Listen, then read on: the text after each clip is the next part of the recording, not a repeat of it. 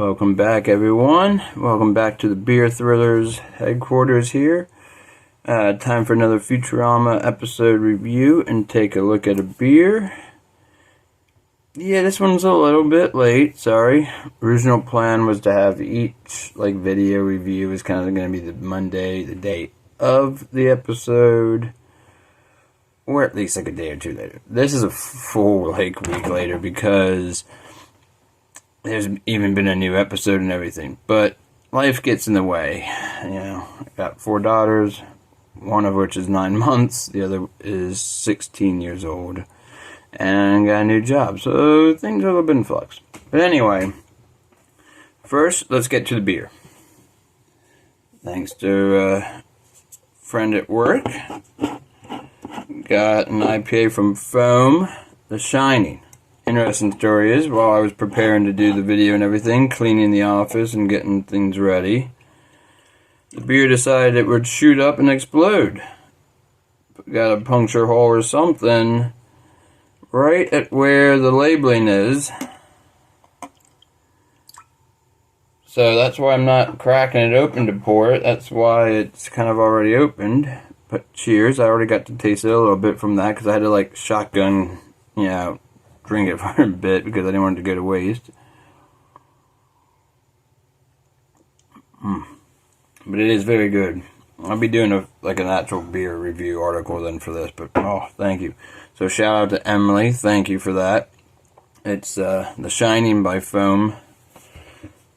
So let's get into today's episode. I'm going to do a video today for episode 3, How the West Was 10100. And then tomorrow I will do a video for episode 4, Parasites Regained. So first let's jump into How the West Was Won. And I'm just going to refer to it as that because we know that's what they're going with the gimmick, so I'm not going to try and remember the binary numbers for this entire video. Really enjoyed the episode, actually. It's probably my favorite so far of the season. I enjoyed that it was just kind of nostalgic Futurama to a degree.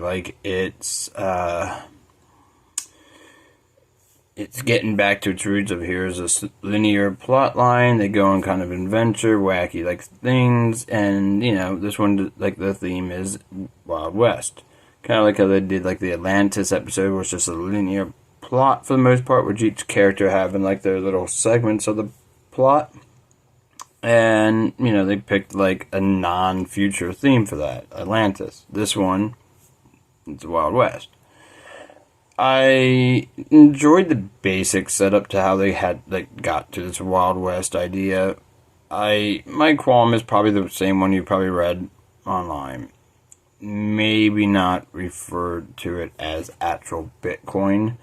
It seems a little too on the nose, too topical. Which is the complaint you always hear about with Futurama. If they mention something from now, it's well, that's too topical.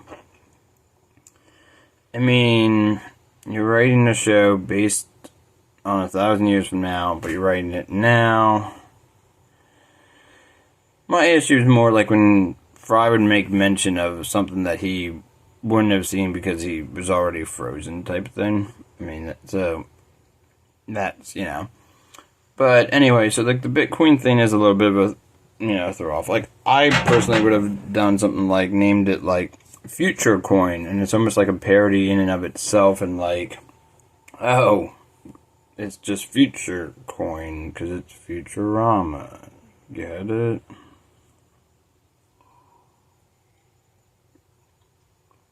Dramatic pause. Anyway, overall, I think the jokes landed much better in this episode too. There's a few things that just kind of, did stick out a little bit. Bender's bit with Rusty was kind of funny, except this didn't have as great of a payoff.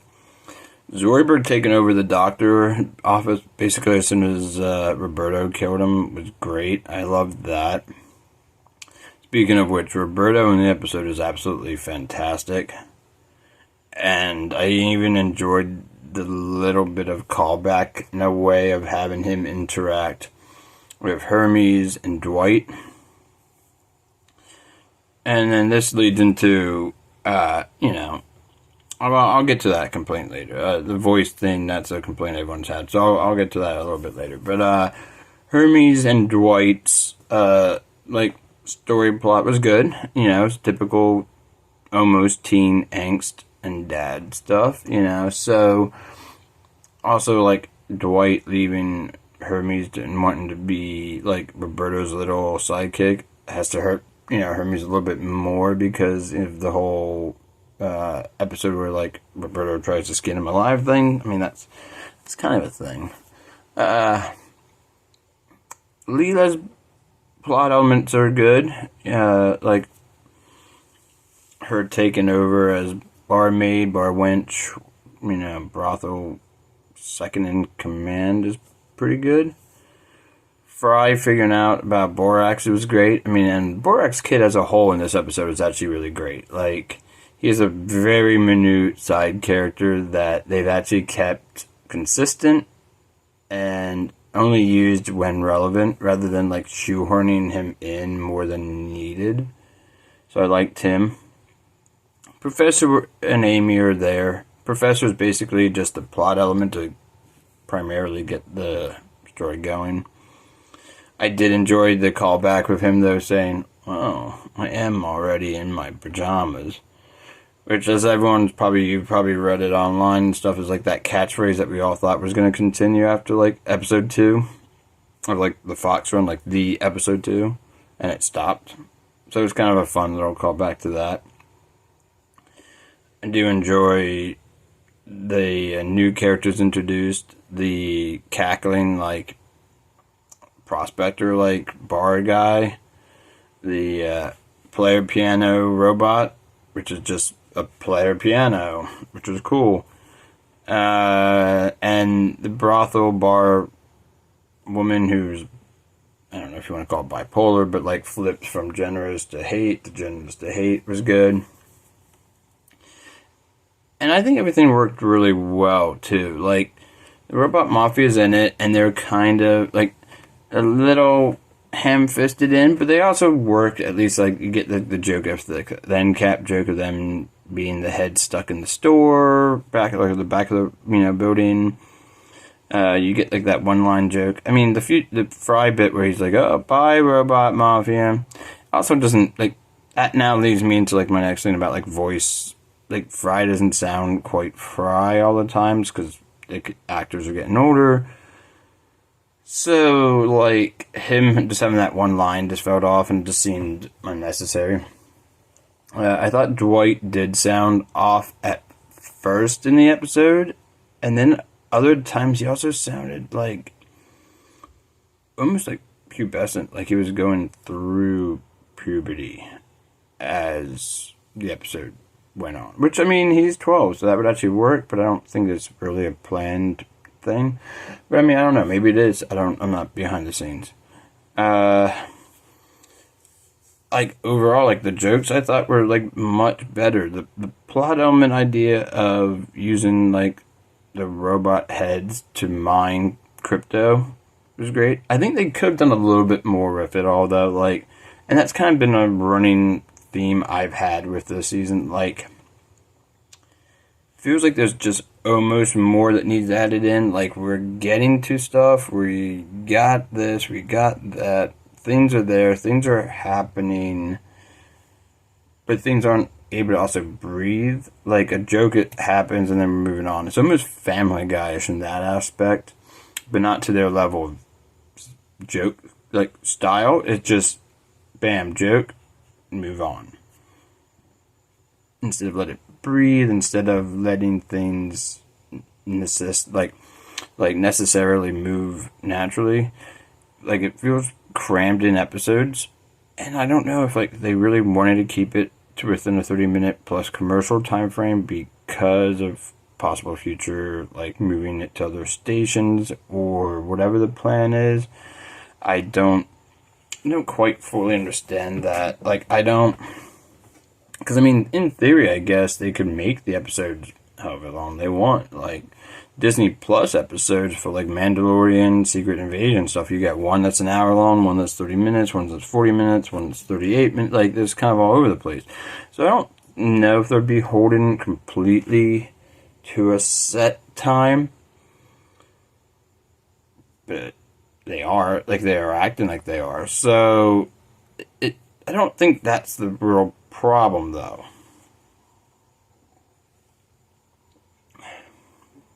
I think the problem is just they're writing it in a rush kind of way. And not, like, too much is happening. Like, it is sometimes, like, there is a little bit of, like, too much happening. But not completely, not all the time, too much is happening. It's, oh my gosh, like, I can't even keep up. It just seems like it's bam, bam, bam. Plot element, joke, plot element, joke to get to plot to get to joke to get to plot to get to joke. And it just kind of seems like a straight string. Dots everywhere. And, I mean, that can work. Like, it's a stylistic and a writing way of going about things. It probably should... It should feel more cohesive, or it should feel like it's at least more sustainable that way, but it just doesn't. Like, it feels like nothing has to, like I said, like nothing has the time to breathe, like jokes just happen too fast, things just happen too fast. And sometimes they also kind of linger on that joke in a way that then they have to rush to the next bit, because they wanted to, like, I don't want to say drag it out or something, but it just kind of does. It doesn't feel completely like Futurama humor from past. I mean, it primarily does, and it feels like I'm still watching Futurama. Like, I don't feel like I'm like, oh, this is not Futurama. This is not the Futurama I grew up on. This isn't what I like. It just, I think there's a lot else going on, so they're writing it in a way of all that.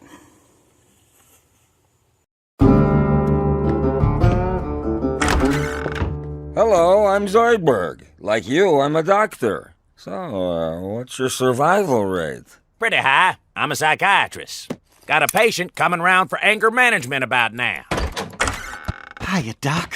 Boy, it's been a stressful week. What's with the jumbo prawn? A colleague. Mind if he sits in? Yes, I do mind! I value doctor-patient confidentiality! Ah! Ah! Patang! Ah!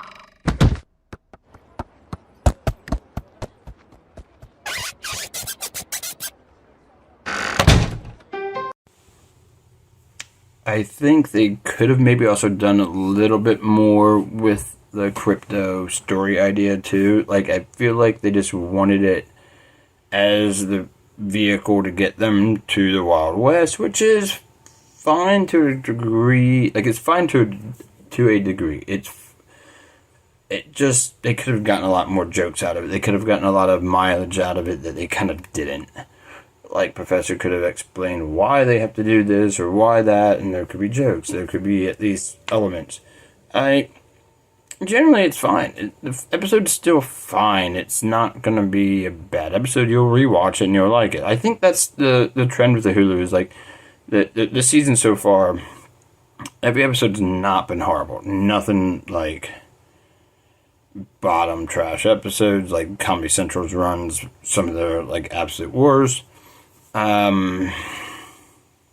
Nothing's wowing, nothing's amazing, nothing's horrible though. So, like, you will be able to, like, in the end, watch through these seasons. You're not going to really pick it out. Like, you're not going to go, I need to watch Parasites Regained. I need to watch How the West Was Won. I need to watch Children of a Lesser Vogue. You're gonna be like, okay, that episode was on and I watched it and I moved on to the next.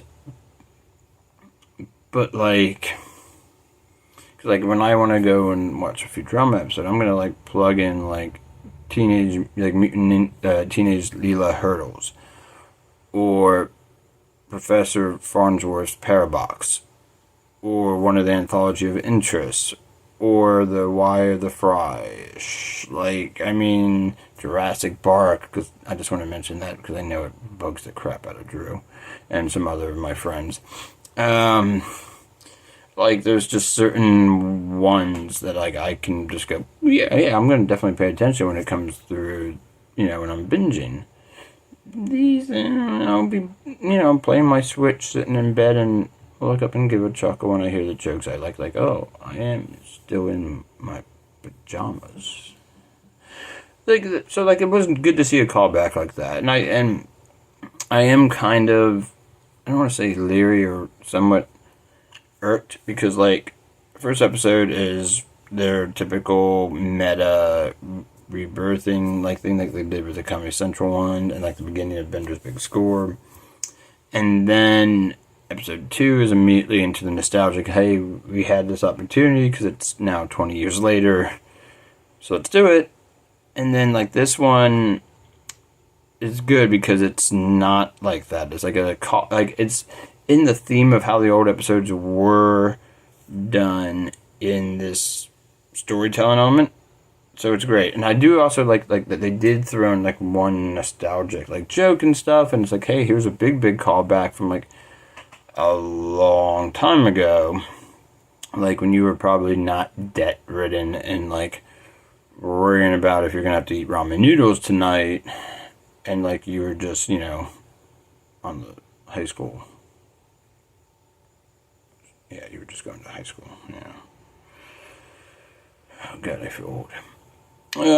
But so, like, next week's, well, it's already aired. So, like, the next episode, which I'll cover tomorrow, like, being Parasites Regained, once again feels like a jump back to, like, hey, let's use nostalgia. Though, I mean, obviously, they kind of went in a little bit of a different direction, which I think actually seems to have irked some of the internet more, that it's not full nostalgic. Like, here's a more kind of philosophical Parasites Lost, and now Parasites Regained, like, and following that trend. It's more of a Dune parody, and that seems to have irked some people.